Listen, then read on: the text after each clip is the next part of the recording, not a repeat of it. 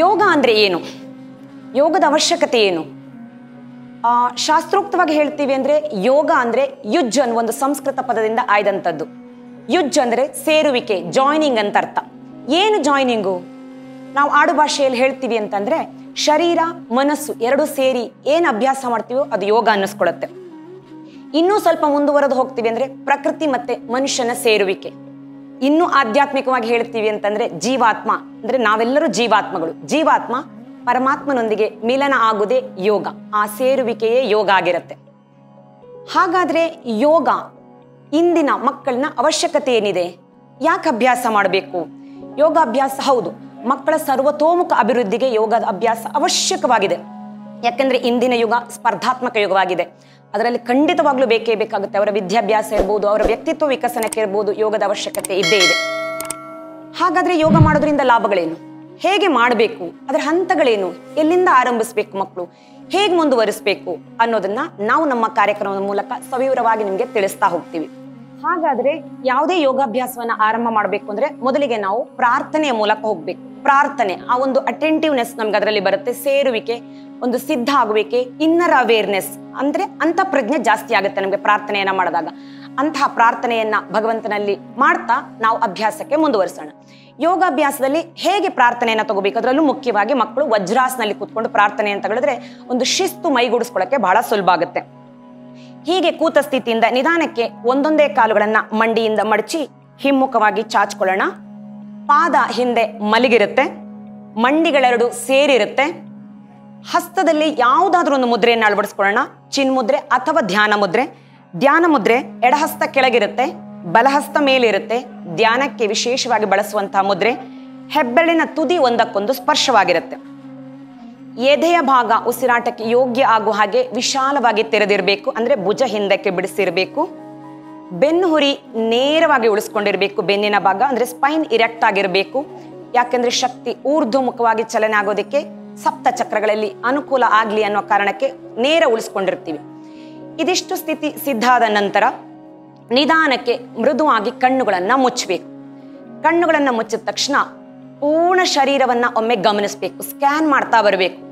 ಅಡಿಯಿಂದ ಮುಡಿಯವರೆಗೂ ಹೇಗಿದೆ ನನ್ನ ಒಳಭಾಗದ ಶರೀರದಲ್ಲಿ, ಎಲ್ಲೆಲ್ಲಿ ಎಳೆತ ಸೆಳೆತಗಳಿದೆ ಅನ್ನೋದನ್ನ ಗಮನಿಸಬೇಕು. ಹಾಗೆ ಶರೀರವನ್ನ ಗಮನಿಸ್ತಾ ಉಸಿರಿನ ಮೇಲೆ ಗಮನ. ಹಾಗೆ ನಿಧಾನಕ್ಕೆ ಉಸಿರಾಟ ಹೇಗೆ ನಡೀತಾ ಇದೆ ಅನ್ನುವ ಗಮನ. ನಿಧಾನ ದೀರ್ಘ ತನ್ನಿಂತಾನೆ ಆಗೋದಕ್ಕೆ ಶುರು ಆಗುತ್ತೆ ಯಾವಾಗ ನಾವು ಅದನ್ನ ಗಮನಿಸ್ತೀವೋ ಆಗ. ಈ ಉಸಿರಾಟದ ಜೊತೆಗೆ ಶರೀರವನ್ನ ಸಡಿಲಿಸ್ತಾ ಹೋಗೋಣ. ಪಾರ್ಟ್ ಬೈ ಪಾರ್ಟ್, ಅಂಗ ಅಂಗವನ್ನು ಗಮನಿಸಿ ಸಡಿಲಿಸ್ತಾ ಬರೋಣ.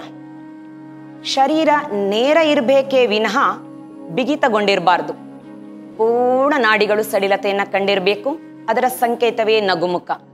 ಮುಖದಲ್ಲಿ ಮುಗುಳ್ನಗೆಯನ್ನ ತುಂಬಿಕೊಳ್ಳೋಣ. ಇಲ್ಲಿಂದ 3 ಓಂಕಾರವನ್ನ ಹೇಳೋಣ. ಕಂಪನ ಭರಿತವಾಗಿರ್ಬೇಕು ಓಂಕಾರ ಯಾವಾಗ್ಲೂ. 3-5 ಬಾರಿನೂ ಪಠಿಸಬಹುದು. ಪ್ರಣವ ಮಂತ್ರ ಮೊದಲಿಗೆ ಹೇಳುವ ಸ್ಮಾಲೆಸ್ಟ್ ಮಂತ್ರ ಇದು. ಆ ಓಂಕಾರವನ್ನ ದೀರ್ಘ ಶ್ವಾಸ ತುಂಬಿಸ್ಕೋಬೇಕು. ತುಂಬಿಸಿದ ತಕ್ಷಣನೇ ರೇಚಕ ಮಾಡ್ಬೇಕಂದ್ರೆ ಅಂದ್ರೆ ಉಸಿರನ್ನ ಹೊರ ಬಿಡಬೇಕಾದ್ರೆ ಓಂಕಾರವನ್ನ ಜೊತೆಯಾಗಿ ಹೇಳ್ತಾ ಬರ್ತೀವಿ. ಓಂಕಾರ ಹೇಳಬೇಕಾದ್ರೆ ರೇಚಕ ಆಗುತ್ತೆ ತನ್ನಿಂತಾನೆ.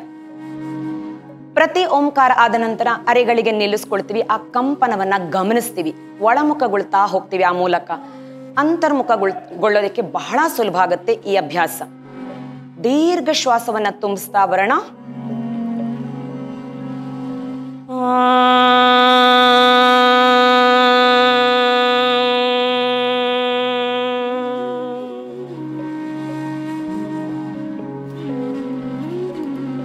ಎರಡನೆಯ ಶ್ವಾಸ ದೀರ್ಘವಾಗಿ.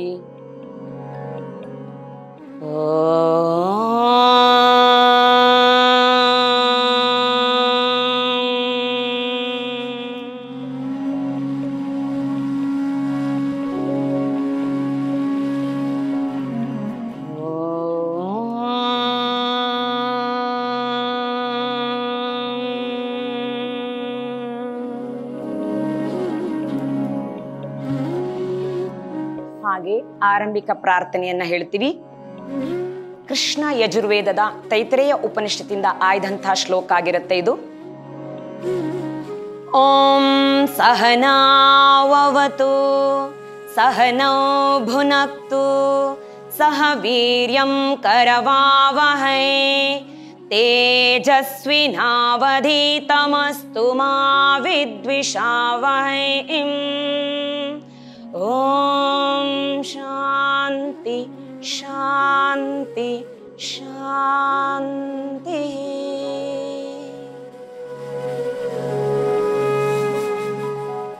ಹಸ್ತದಲ್ಲಿ ಹಿಡಿದಂಥ ಮುದ್ರೆಯನ್ನ, ಹಸ್ತ ಮುದ್ರೆಯನ್ನ ಬಿಡಿಸಿ ಕೈಗಳನ್ನ ಹಿಂದಕ್ಕೆ ಕಟ್ತೀವಿ. ನಾಡಿ ನೋಡುವ ರೀತಿಯಲ್ಲಿ ಕಟ್ತೀವಿ. ಬಲಗೈಯ ಮಣಿಕಟ್ಟನ್ನ ಅಂದ್ರೆ ವೃಷ್ಟನ್ನ ಎಡಹಸ್ತದಿಂದ ಹಿಂದೆ ಹಿಡ್ಕೋತೀವಿ. ಮತ್ತೆ ಉದ್ದದ ಉಸಿರೆಳೆದು ಕತ್ತು ಹಿಂದಕ್ಕೊಮ್ಮೆ ಜೋತ್ ಹಾಕ್ತೀವಿ. ಎದೆ ವಿಶಾಲಗೊಳಿಸ್ತೀವಿ. ಗಂಟಲು ಹಿಗ್ಗಿದ ಅನುಭವವನ್ನ ಗಮನಿಸ್ತೀವಿ. ಎಕ್ಸೇಲ್ ಅಂದ್ರೆ ರೇಚಕ ಮಾಡ್ತಾ ಮಾಡ್ತಾ ಮುಂದಕ್ಕೆ ಬಾಗ್ತೀವಿ. ಹೊಟ್ಟೆಯನ್ನ ಒಳಕ್ಕೆ ಎಳೆದು ಒತ್ತಡವನ್ನ ಹೇರ್ತಾ ಬಾಗ್ತಾ ಹೋಗಿ. ಹಣೆ ಭೂಸ್ಪರ್ಶ ಆಗ್ಲಿ. ಸರೆಂಡರ್ ಭಾವ, ಶರಣಾಗತಿಯನ್ನ, ಯಾರಿಗೆಲ್ಲ ಪ್ರಕೃತಿ ಮಾತೆಗೆ, ತಂದೆ ತಾಯಿಯ ಸ್ಮರಣೆ ಬಹಳ ಅವಶ್ಯಕ. ಜನ್ಮದಾತರವರು, ಗುರು ಹಿರಿಯರನ್ನ ಸ್ಮರಿಸೋಣ. ಸಂಸ್ಕಾರ ಕೊಟ್ಟವರು, ಅವರೆಲ್ಲರ ಆಶೀರ್ವಾದವನ್ನ ಮನಸ್ಸಿನಲ್ಲಿ ತಗೊಂಡು ಉದ್ದುದ ಉಸಿರೆಳೆದು ಹೊಸ ಶಕ್ತಿಯ ಚೈತನ್ಯ ಜೊತೆಗೆ ವಾಪಸ್ ಮೇಲಕ್ಕೆ ಕೈ ಬಿಡಿಸಿ ತಂದು ಮೃದುವಾಗಿ ಅಂಗೈಯನ್ನ ಘರ್ಷಿಸೋಣ. ಕೈಯಲ್ಲಿ ಬೆಚ್ಚಗಿನ ಅನುಭವ ಬರ್ತಿದ್ದ ಹಾಗೆ ಅದು ಧನಾತ್ಮಕತೆಯ ಸಂಕೇತ. ಆ ಶಾಖವನ್ನ ಕೈಗುಂಡಿ ಮಾಡಿಕೊಂಡು ಕಣ್ಣಿನ ಸುತ್ತ ನಿಲ್ಲಿಸಿ ಮುಖಕ್ಕೆ, ಶರೀರದ ಭಾಗಕ್ಕೆಲ್ಲ ಸಮರ್ಪಣೆ ಮಾಡೋಣ. ಹಾಗೆ ಮಾನಸಿಕವಾಗಿ ಇವತ್ತಿನ ಅಭ್ಯಾಸಕ್ಕೆ ತಯಾರಿ ಮನಸ್ಸಿನಲ್ಲಿ ನಡೀತಾ ಹೋಗ್ಲಿ. ಮತ್ತೊಮ್ಮೆ ಅಂಗೈ ಶಾಖವನ್ನ ಮಾಡ್ತಾ ಆ ಶಾಖ ಕಣ್ಣಿನ ಸುತ್ತ ನಿಲ್ಲಿಸ್ಕೊಂಡು ಹಾಗೆ ಅಂಗೈ ಒಳಗಡೆನೆ ಕಣ್ಣನ್ನ ಮಿಡಕಿಸ್ತಾ ತೆರಿತಾ ಕೈಯನ್ನ ಕೆಳಮುಖವಾಗಿ ಜಾರಿಸ್ತಾ ಒಟ್ಟಾಗಿರುವ ಹಸ್ತವನ್ನ ಪೂರ್ಣ ಕಣ್ಣು ಮಿಡಕಿಸ್ತಾ ತೆರಿತಾ ನೋಡ್ತಾ ಬರೋಣ. ಪೂರ್ಣ ಕಣ್ಣುಗಳನ್ನ ಬಿಡೋಣ.